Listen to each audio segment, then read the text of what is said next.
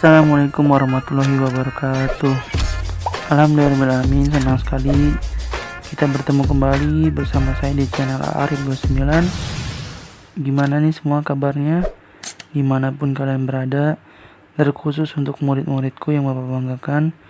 Semoga kita selalu dalam keadaan sehat walafiat, amin ya robbal alamin. Untuk hari ini kita akan melanjutkan materi di part yang pertama, yaitu tentang beriman kepada kitab-kitab Allah. Kalian simak ya video sampai selesai, tetap semangat, dan terlebih dahulu kita mulai pembelajaran hari ini dengan membaca ta'awuz.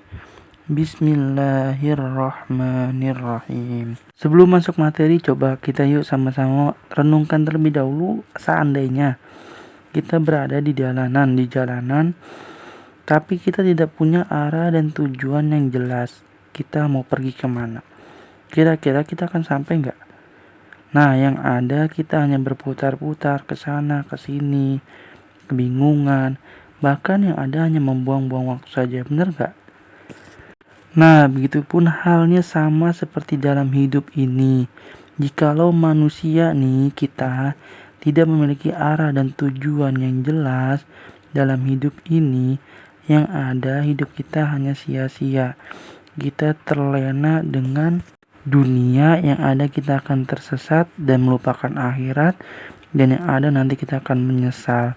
Nah, jangan sampai itu terjadi pada diri kita ya. Nah, maka dari itu Allah menurunkan kitab-kitabnya kepada nabi-nabinya untuk umatnya agar apa? Agar kita tidak tersesat. Adapun kitab yang pertama Allah turunkan bernama kitab Taurat. Kitab Taurat diwahyukan kepada Nabi Musa alaihissalam pada abad ke-12 sebelum Masehi atau 1200 tahun sebelum Masehi. Nama Taurat berarti hukum atau syariat. Pada saat itu Nabi Musa diutus oleh Allah Subhanahu wa taala untuk berdakwah kepada Bani Israel yang telah ia bebaskan dari cengkraman Fir'aun. Adapun bahasa yang digunakan dalam kitab Taurat itu bahasa Ibrani. Sebagai muslim, kita juga wajib mengimaninya nih, sebagaimana yang Allah wahyukan di dalam Quran surat Al-Mu'minun ayat 49 yang berbunyi, "Walaqad atayna Musal kitaba la'allahum yahtadun." Dan sesungguhnya telah kami berikan Alkitab Taurat kepada Musa agar mereka Bani Israel mendapatkan petunjuk. Adapun pokok-pokok ajaran yang ada di dalam kitab Taurat yang diturunkan di Bukit Sinai sebagai berikut. Yang pertama, perintah mengesahkan Allah Subhanahu wa taala. Yang kedua, melarang menyembah berhala atau patung. Yang ketiga, larangan menyebut nama Allah dengan sia-sia. Yang keempat, perintah mensucikan hari Sabtu. Yang kelima, perintah menghormati kedua orang tua. Yang keenam, larangan membunuh sesama. Dan yang ketujuh, larangan berbuat zina. Dan yang kedelapan, larangan mencuri. Dan larangan yang kesembilan, larangan menjadi saksi palsu. Dan yang terakhir, larangan mengambil hak orang lain. Ini disebut dengan the Ten Commandment. Pun kitab yang kedua yaitu kitab Zabur. Kitab Zabur diturunkan oleh Allah kepada Nabi Daud alaihissalam untuk Bani Israel atau umat Yahudi. Kitab ini diturunkan pada abad ke-10 sebelum Masehi atau 2 abad setelah Taurat di daerah Yerusalem. Adapun kitab ini ditulis dengan bahasa Kibti yang tertuang di dalam Quran surat Al-Isra ayat 55. Wa rabbuka a'lamu biman fis samawati wal ard wa laqad faddalna ba'dan nabiyina 'alal ba'di wa atayna Dawuda wa Zubura, yang artinya, dan Tuhanmu lebih mengetahui siapa yang ada di langit dan di bumi. Dan sesungguhnya telah kami lebihkan sebagian nabi-nabi itu atas sebagian yang lain. Dan kami berikan Zabur kepada Daud.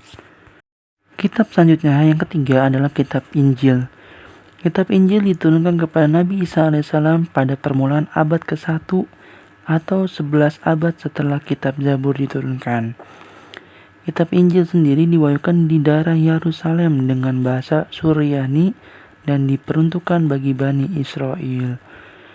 Keterangan tentang kitab Injil ini terdapat di dalam Quran Surat Maryam ayat 30. Qala inni abdullahi ataniyal kitab wa ja'alani nabiyya. Yang artinya, berkata Isa, sesungguhnya aku ini hamba Allah. Dia memberiku Alkitab atau Injil, dan dia menjadikan aku seorang nabi. Perlu diketahui bahwa perkataan Nabi Isa tersebut terjadi ketika ia masih bayi yang belum lama dilahirkan. Adapun isi secara umum kitab Injil adalah sebagai berikut. Yang pertama, perintah kembali mengesahkan Allah Subhanahu wa Ta'ala. Yang kedua, membenarkan keberadaan kitab Taurat. Yang ketiga, menghapus beberapa hukum dalam kitab Taurat yang tidak ada lagi atau tidak sesuai dengan perkembangan zaman. Dan yang keempat, menjelaskan bahwa kelak akan datang kepada Rasul setelah Nabi Isa, yaitu Nabi kita Muhammad SAW. Di samping ada di kitab Injil, penjelasan ini juga terdapat di dalam kitab Taurat. Ya, kitab yang terakhir yaitu kitab Nabi Muhammad SAW, yaitu kitab Al-Quran. Betul. Kitab Al-Quran diturunkan pada abad ke-7 Masehi, yakni sekitar 611 sampai 632 Masehi. Al-Quran diturunkan sebagai penyempurna dan pembenar bagi kitab-kitab sebelumnya.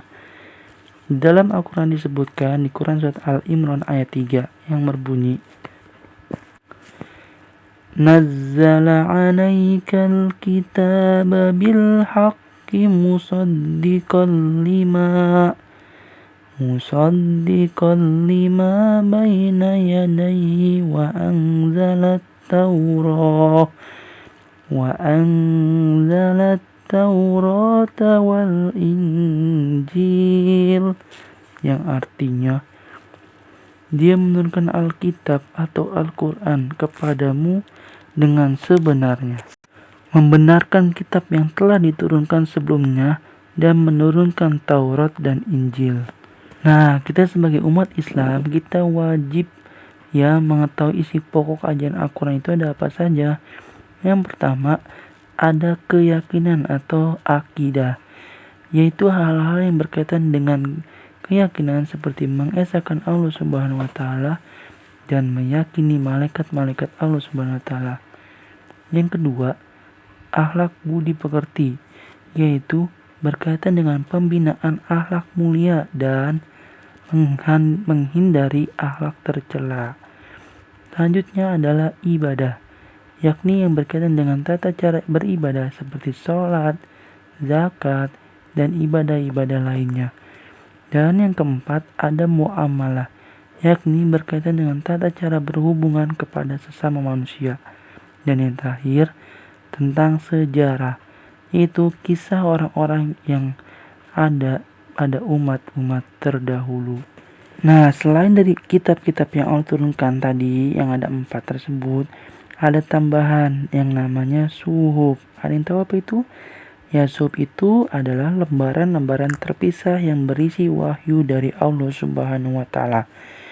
Nah, ini sudah dijelaskan di dalam Quran Surat Al-A'la ayat 18 sampai 19. Inna hadza lafis suhufil ula suhufi Ibrahim wa Musa. Yang artinya, sesungguhnya ini terdapat dalam kitab-kitab yang terdahulu, yaitu kitab Ibrahim dan Musa. Nah, bagaimana sih kita cara mengimani dengan baik dan benar?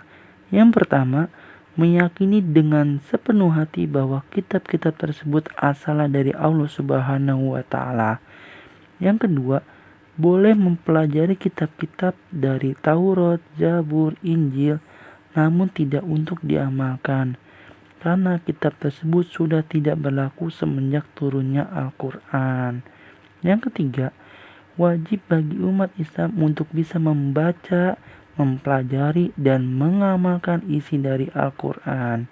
Yang keempat, meyakini bahwa Al-Quran terjaga kemurniannya hingga akhir zaman atau kiamat.